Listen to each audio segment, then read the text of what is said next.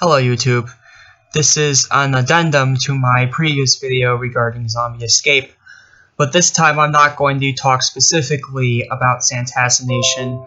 I want to go over, I think this is a big general problem that I glossed over in my previous video, and I think it affects all maps across all servers in TF2 Zombie Escape, but I think it's important as Santa runs, especially because I was talking about classes in that video, and there's something about the class formation I really want to discuss because I think it contributes a lot to why Santa runs fail alongside other maps.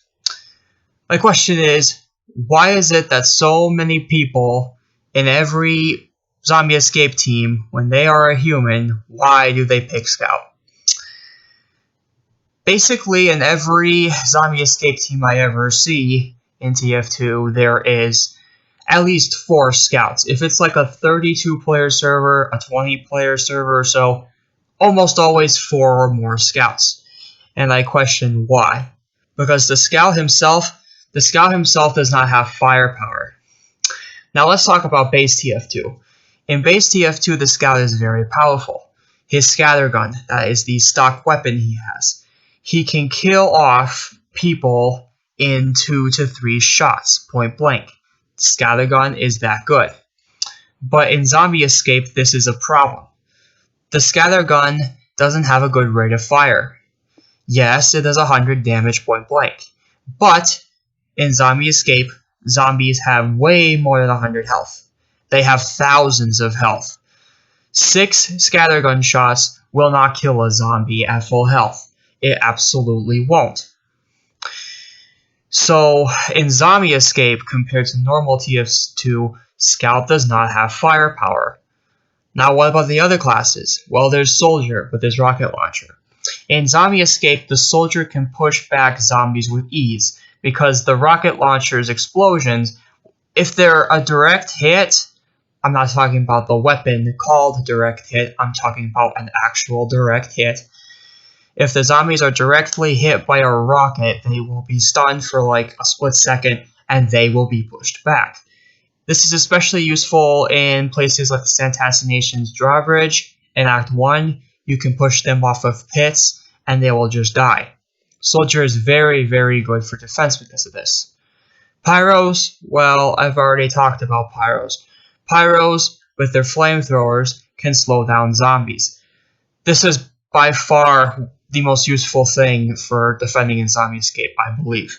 Slowing down zombies contributes a lot. More importantly, it supports other defenses. Like if you have a heavy firing his minigun, and the pyro slows him down, that gives the heavy more time to shoot down the zombie. So pyros are absolutely critical. Demo men, well, demo men have 2 subclasses. There's the demo man himself with explosives, and there's the demo knight. I haven't seen a lot of explosive demo man. I really haven't, so I can't say much about him. But he has similar weapons to the soldier's rocket launcher. They are explosive.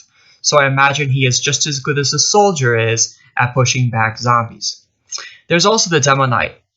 In skill servers, I believe the demo knight is broken, overpowered, because he has a lot of melee damage and his shield blocks a hit. So, especially if he's the last survivor, the demo man can just chain off kills over and over and over as a knight.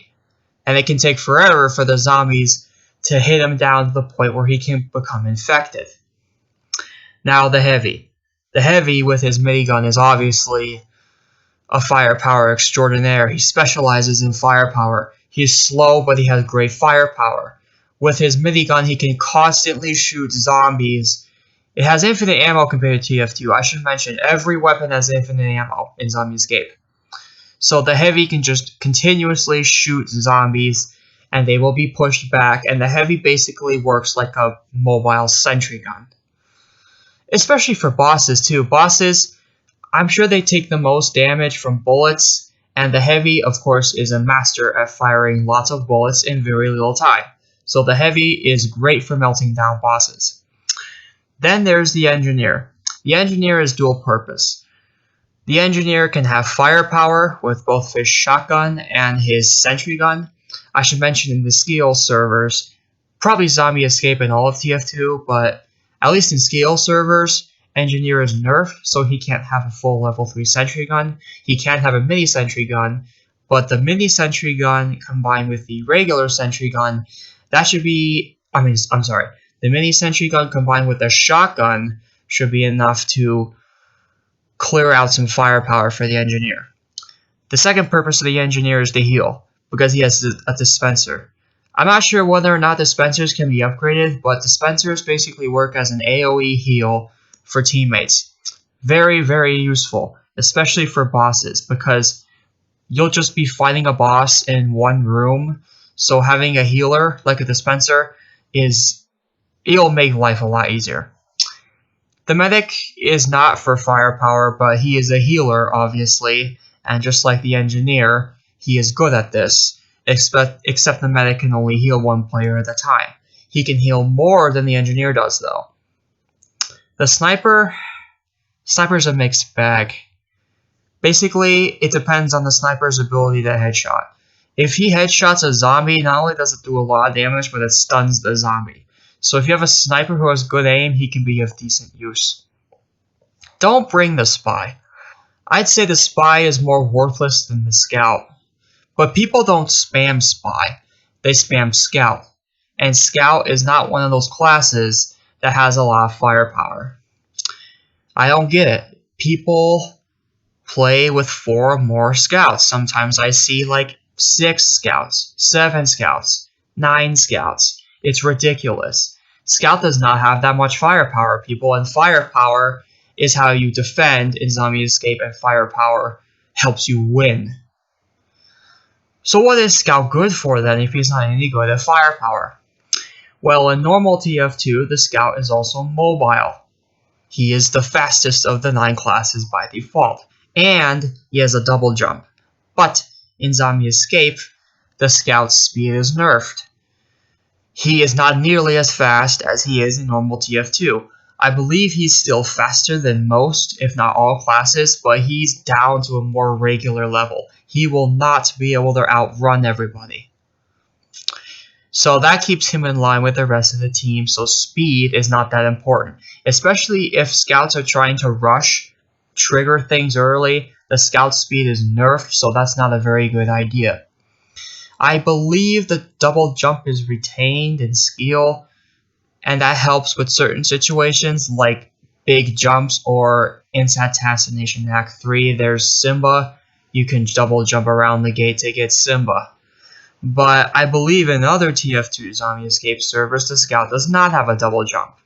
So it's a mixed bag depending on which server you play. So yeah, the scout doesn't have a lot of firepower. He's slower than he is in normal TF2, and he may or may not retain the double jump.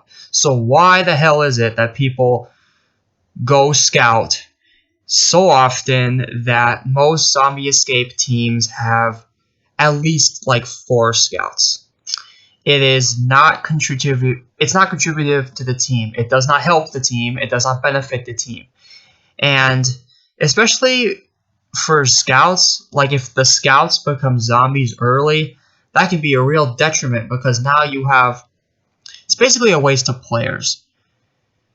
The zombies should become scouts. What am I saying? The scouts should become zombies first, because they do not deserve to come in such mass droves. It does not help the team. Please pick a class with more firepower, like a soldier, or a pyro, or a heavy. Or be a healer, like an engineer or a medic. Don't pick scout if there's like 3 scouts already. Also don't pick spy, and don't pick sniper if you're not good at aim. That's all I have to say about this.